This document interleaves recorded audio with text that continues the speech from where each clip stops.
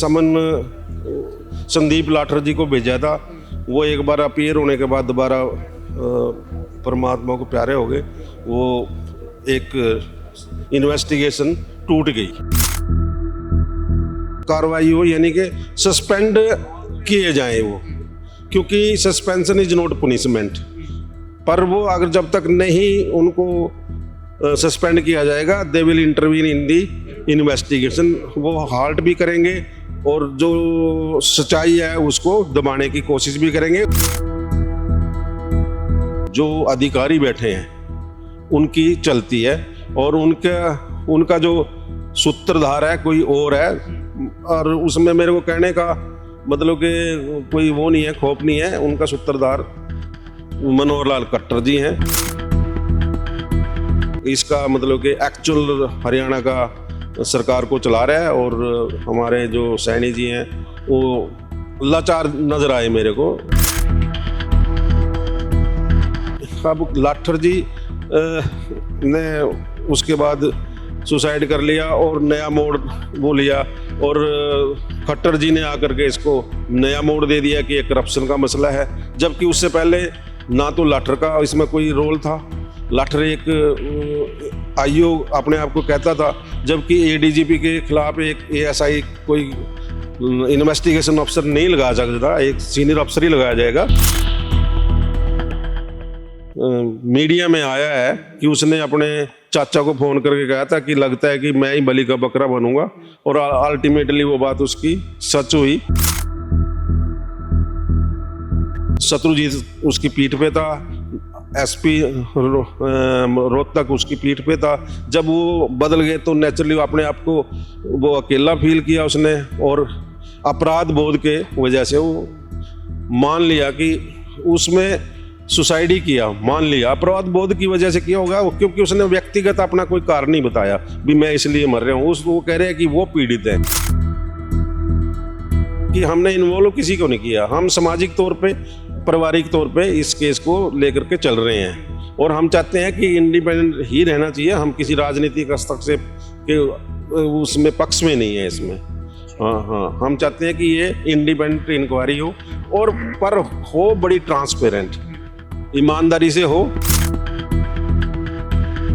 Day to day news ਦੇਖ ਰਹੇ ਹੋ ਤੁਸੀਂ। ਮੈਂ ਤੁਹਾਡੇ ਨਾਲ ਦਿਵਾਂਸ਼ੂ। ਅਸੀਂ ਇਸ ਵਕਤ ਸ਼੍ਰੀ ਨਾਡਾ ਸਾਹਿਬ ਗੁਰਦੁਆਰਾ ਦੇ ਵਿੱਚ ਮੌਜੂਦ ਹਾਂ, ਜਿੱਥੇ ਕਿ IPS ਵਾਈ ਪੂਰਨ ਕੁਮਾਰ ਜੀ ਦਾ ਅੰਤਿਮ ਅਰਦਾਸ ਹੋ ਰਹੀ ਹੈ ਤੇ ਭੋਗ ਹੋ ਰਿਹਾ। ਇਸ ਵਕਤ ਮੇਰੇ ਨਾਲ ਐਡਵੋਕੇਟ OP ਇੰਦਲ ਮੌਜੂਦ ਨੇ। ਸਤਿ ਸ਼੍ਰੀ ਅਕਾਲ ਸਰ। ਸਤਿ ਸ਼੍ਰੀ ਅਕਾਲ ਜੀ ਸभी आपके दर्शकों को ਸਤਿ ਸ਼੍ਰੀ ਅਕਾਲ।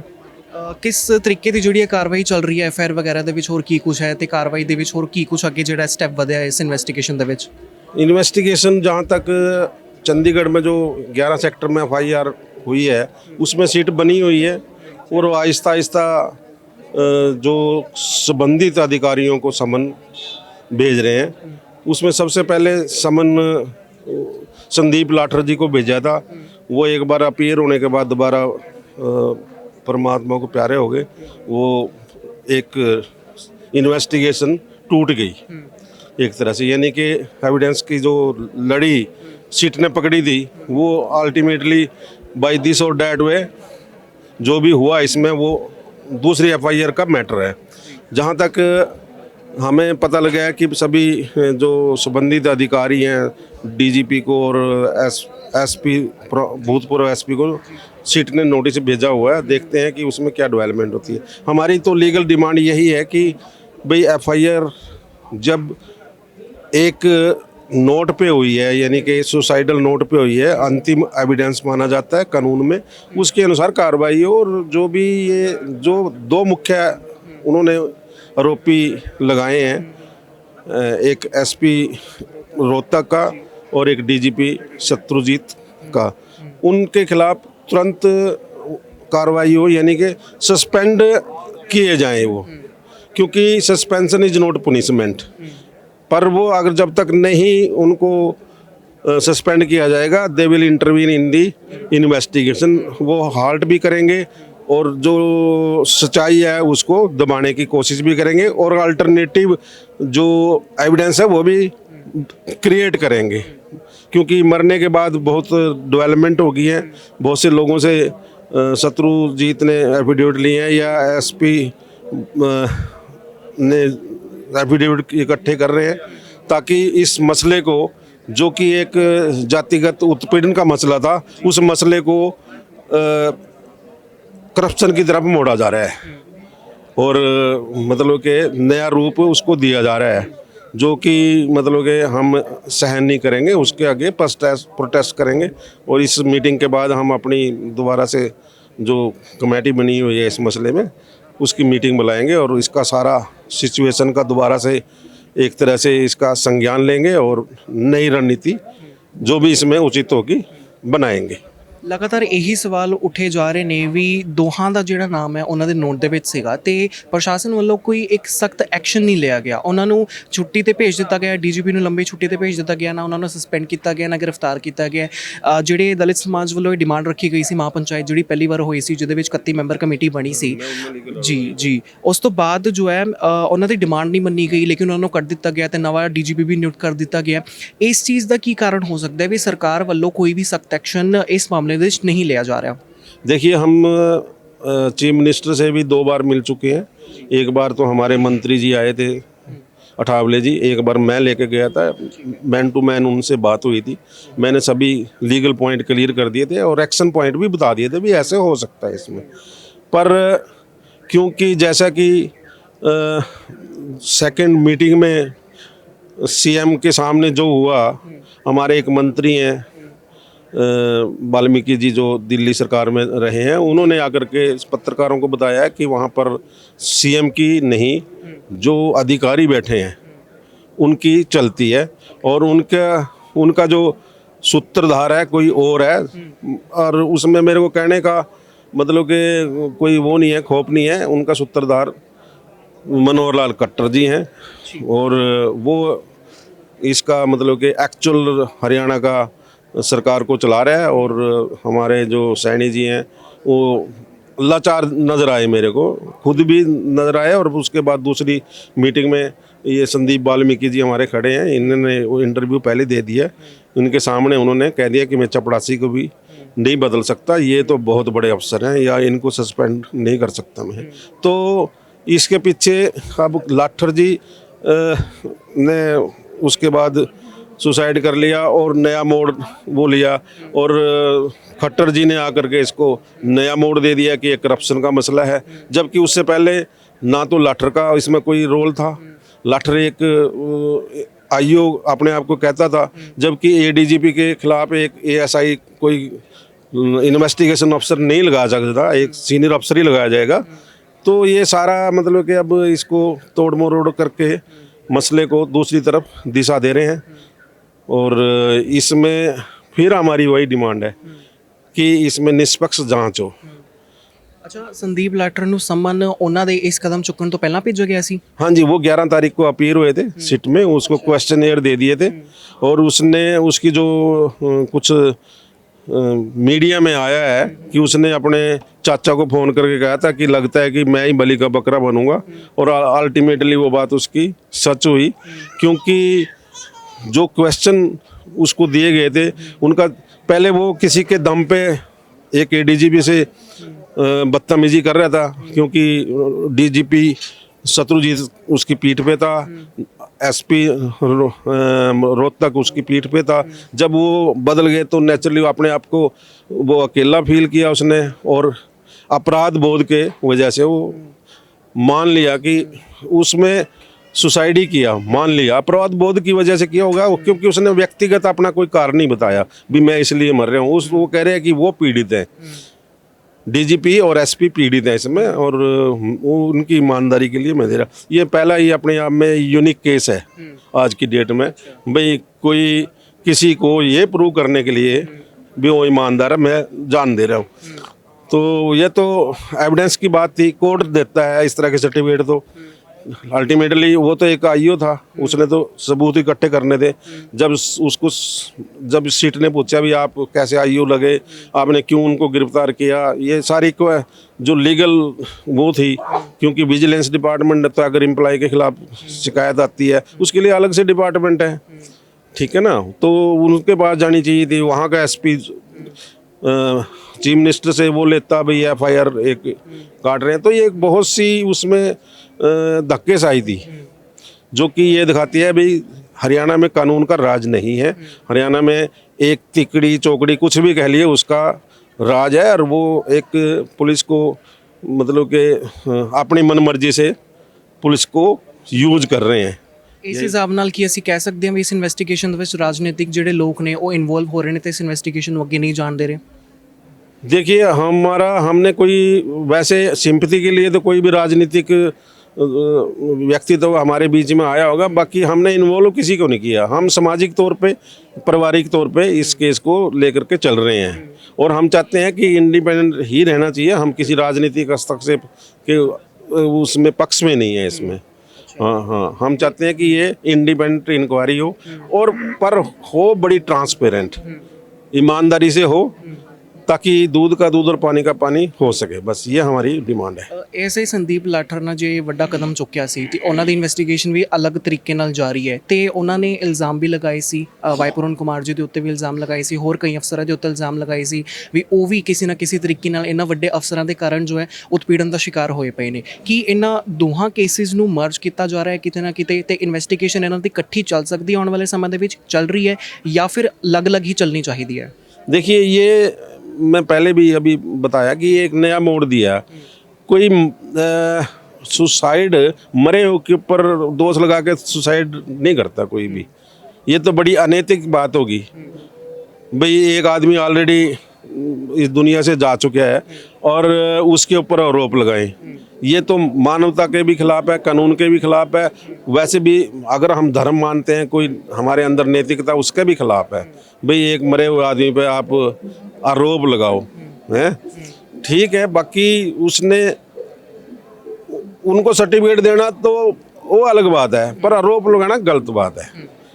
और आरोप इसीलिए लगाए गए क्योंकि दोनों मामलों को आपस में उलझाया जाए। ये केवल उलझाने के लिए आरोप लगाए हैं, ना कि कोई इनमें आरोप है उसके आरोपों में सच्चाई है।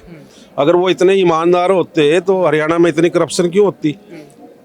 अगर डीजीपी ईमानदार हो जाए, उस प्रदेश में करप्शन होने का कोई मतलब नहीं होता, क्योंकि सारी पुलिस डीजीपी को देख करके काम करती है। और डीजीपी अगर बेईमान है तो नीचे तक वो सारा जाता है। और उनके तो गैंगस्टरों के साथ जो जिस शराब माफिया से इन्होंने वो ली है, एप्लीकेशन ली है, वो बहुत बड़ा स्मगलर है दारू का। और गुजरात में उसकी शराब जाती है, वो डीजीपी को मंथली देता है।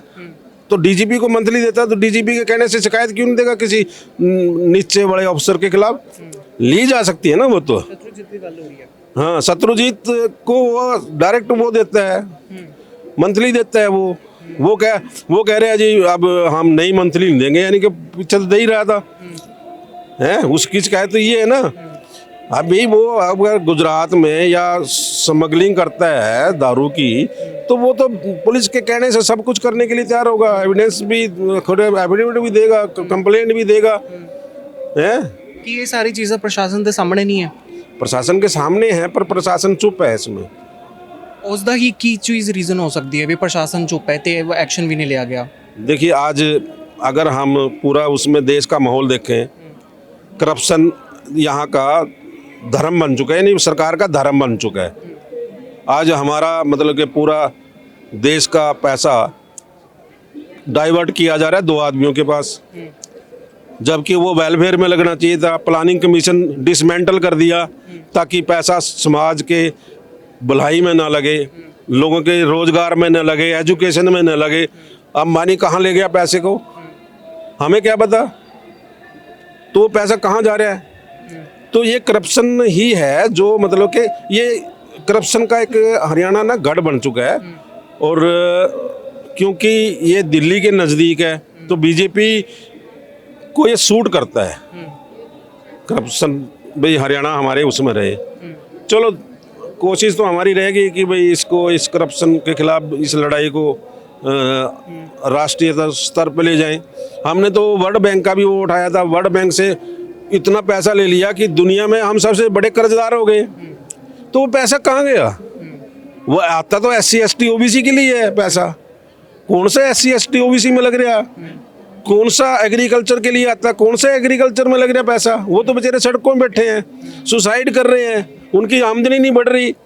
अगर उनकी आमदनी नहीं बढ़ रही, गरीब आदमी की आमदनी नहीं बढ़ रही। और कौन सा लेबर लॉ सारे मतलब के डिसमेंटल कर दिए गए। आज जो मजदूर यूनियन सारी समाप्त कर दी गई है, क्योंकि कारपोरेट के लिए, पूंजीवाद के लिए। ये है हमारा इसमें कि ये ना इशू आहिस्ता आहिस्ता हम चाहते हैं कि देश की भलाई के लिए भी हम इशू को उभारें। और जो करप्शन है, क्योंकि अब ये करप्शन वाला तो मसला यही ले आए ना, खटरी ले आए ना। हम तो एक पार्टिकुलर उत्पीड़न का था हमारा, तो भाई हमारे साथ एक सीनियर अफसर के साथ अगर उत्पीड़न है तो नीचे उसका क्या हाल होगा, जो नीचे रह रहे हैं तबके, अफसर भी है और आम आदमी भी है, उसका क्या हाल होगा। हम तो वो उभारना चाहते थे, देश में अपनी पीड़ा दिखाना चाहते थे देश को, हैं। तो अब ये करप्शन का बीच में जोड़ दिया, तो हम कहते हैं अभी करप्शन की भी अब जांच हो। ये है हमारा मसला। ਜਿਹੜੀ ਪਹਿਲਾਂ 31 ਮੈਂਬਰ ਕਮੇਟੀ ਬਣੀ ਸੀ ਉਹਦੇ ਵਿੱਚ ਹੋਰ 20 ਮੈਂਬਰ ਜੋੜ ਦਿੱਤੇ ਗਏ ਸੀ, ਤਾਂ ਉਹ 50 ਤੋਂ ਜ਼ਿਆਦਾ ਹੋ ਗਈ ਸੀ। ਜਿਸ ਦਿਨ ਵੱਡੇ ਨੇਤਾ IPS ਅਮਨੀਤ ਕੁਮਾਰੀ ਨੂੰ ਮਿਲਣ ਪਹੁੰਚ ਰਹੇ ਸੀ, ਉਸ ਤੋਂ ਬਾਅਦ ਜੋ ਹੈ ਰਾਤ ਦੇ ਦੌਰਾਨ ਹੀ ਕਮੇਟੀ ਮੈਂਬਰ ਨੇ ਇਹ ਕਿਹਾ ਸੀ ਵੀ ਜੋ DGP ਦੇ ਉੱਤੇ ਐਕਸ਼ਨ ਲਿਆ ਗਿਆ ਉਹਨਾਂ ਨੂੰ ਕੱਢ ਦਿੱਤਾ ਗਿਆ ਤੇ ਨਵੇਂ DGP ਨੂੰ ਨਿਯੁਕਤ ਕਰ ਦਿੱਤਾ ਗਿਆ ਤੇ SP ਨੂੰ ਵੀ ਕੱਢ ਦਿੱਤਾ ਗਿਆ ਸੀ। ਉਸ ਤੋਂ ਜਦ ਪਹਿਲੀ ਮੀਟਿੰਗ ਹੋਈ ਸੀ, ਜਦ 31 ਮੈਂਬਰ ਕਮੇਟੀ ਮੈਂਬਰ ਸੀਗੇ, ਉਸ ਵੇਲੇ ਕਹਿ ਰਹੇ ਸੀ ਵੀ ਜਦ ਤੱਕ ਉਹਨਾਂ ਨੂੰ ਕੱਢਿਆ ਨਹੀਂ ਜਾਏਗਾ ਅਸੀਂ ਪੋਸਟਮਾਰਟਮ ਉਸ ਤੋਂ ਬਾਅਦ ਹੀ ਕਰਾਵਾਂਗੇ। ਤੇ ਬਾਅਦ ਦੇ ਵਿੱਚ ਜਦੋਂ ਉਹਨਾਂ ਨੂੰ ਨਾ ਸਸਪੈਂਡ ਕੀਤਾ ਗਿਆ, ਨਾ ਉਹਨਾਂ ਨੂੰ ਅਰੈਸਟ ਕੀਤਾ ਗਿਆ, ਉਹਨਾਂ ਨੂੰ ਸਿਰਫ ਲੰਬੀ ਛੁੱਟੀ ਤੇ ਭੇਜ ਦਿੱਤਾ ਗਿਆ ਸੀ ਇੱਕ ਤਰੀਕੇ ਨਾਲ। ਉਸ ਤੋਂ ਬਾਅਦ ਕਮੇਟੀ ਮੈਂਬਰ ਨੇ ਕਿਹਾ ਅਸੀਂ ਇਸ ਕਾਰਵਾਈ ਤੋਂ ਖੁਸ਼ ਹਾਂ। ਉਸ ਦਾ ਕੀ ਕੁਝ ਰੀਜ਼ਨ ਹੋ ਸਕਦਾ ਵੀ ਕੋਈ ਵਿੱਚ ਆਇਆ ਸੀ ਜਿਨ੍ਹਾਂ ਨੇ ਕਿਹਾ ਸੀ ਵੀ ਇਸ ਫੈਸਲੇ ਤੋਂ ਤੁਸੀਂ ਜਾਇਜ਼ ਹੋ ਜਾਓ? देखिए ऐसे उसमें मैं जॉइंट कौन इसमें जो पत्रकार सम्मेलन था ना, मेरे से पहले वो बोल रहा था, उसके बाद मैंने क्लैरिफाई कर दिया था वहीं पर एट दी स्पॉट, क्लैरिफाई कर दिया था कि हमारी डिमांड स्टैंड बाई है, भी इनको सस्पेंड किया जाए। तो हमारी स्टैंड बाई थी डिमांड। हाँ वो कह गया, वो क्योंकि इन बिटवीन कोई फ़ोन आ गया वो निकल गया, नहीं तो उसी से क्लैरिफाई करा देते भी हमारी जो डिमांड है ना वो स्टैंड बाई है और हम कोई पीछे नहीं हटे हैं। बाकी जहाँ तक फैमिली की बातें हैं, हम फैमिली मैंने जो डिसीजन लिया हम उसके साथ रहेंगे, ये हमारा पहले डिसीजन था। और जो पहले 20 मेंबर जोड़े गए थे, हमने 31 से 51 किए थे, उसका एक ये रीज़न था कि हमने ना ड्यूटियाँ जब लगाई थी भाई यहाँ पॉकेटों में कैसे कैसे काम करेंगे, तो हमारी 31 मेंबरी कमेटी कम पड़ रही थी, इसलिए हमने और जो अच्छे हमारे समाज के अच्छे वर्कर थे उनको जोड़ा गया था, ताकि हमारा अगला एक्शन ना एक सफल एक्शन हो। चंडीगढ़ बंद करना या सफाई बंद करनी, तो उसको मद्देनज़र रखते हुए हमने कमेटी को एक्सपेंड किया था।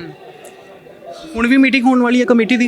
मीटिंग अब इसके बाद, इस प्रोग्राम के बाद हम मीटिंग करेंगे और उस मीटिंग में डिसाइड करेंगे कि हमने क्या आगे इसमें कदम उठाने हैं, वो करेंगे। धन्यवाद आपका। ਬਹੁਤ ਬਹੁਤ ਧੰਨਵਾਦ। AC ਸਾਡੇ ਨਾਲ ਬਿੰਦਲ ਸਾਹਿਬ ਐਡਵੋਕੇਟ ਨੇ ਤੇ ਬਹੁਤ ਸਾਰੀ ਗੱਲਾਂ ਬਾਤਾਂ ਹੋਈਆਂ ਇਹਨਾਂ ਦੇ ਨਾਲ ਤੇ ਬਹੁਤ ਸਾਰੀ ਚੀਜ਼ਾਂ ਦੱਸੀਆਂ ਗਈਆਂ ਨੇ ਵੀ ਕਮੇਟੀ ਮੈਂਬਰ ਨੇ ਪਹਿਲਾਂ ਐਕਸ਼ਨ ਲਈ ਸੀ, ਉਹਨਾਂ ਐਕਸ਼ਨ ਦੇ ਜੋ ਹੈ ਕਾਰਵਾਈ ਨਹੀਂ ਕੀਤੀ ਗਈ ਸੀ। ਤੇ ਇਸ ਦੇ ਨਾਲ ਤਸਵੀਰਾਂ ਅਸੀਂ ਲਗਾਤਾਰ ਤੁਹਾਡੇ ਨਾਲ ਸਾਂਝੀਆਂ ਕਰ ਰਹੇ ਹਾਂ। ਇੱਥੇ ਲੋਕ ਵੱਡੀ ਗਿਣਤੀ ਦੇ ਵਿੱਚ ਪਹੁੰਚ ਰਹੇ ਨੇ, ਅੰਤਿਮ ਅਰਦਾਸ ਦੇ ਲਈ, ਭੋਗ ਦੇ ਲਈ ਪਹੁੰਚ ਰਹੇ ਨੇ। ਤਾਂ ਬਹੁਤ ਜ਼ਿਆਦਾ ਰੋਸ਼ ਹੈ ਹਾਲੇ ਵੀ ਦਲਿਤ ਸਮਾਜ ਦੇ ਵਿੱਚ ਕਿ ਇੱਕ ਐਕਸ਼ਨ ਜੋ ਹੈ ਸੈਟਿਸਫੈਕਟਰੀ ਐਕਸ਼ਨ ਨਹੀਂ ਲਿੱਤਾ ਗਿਆ।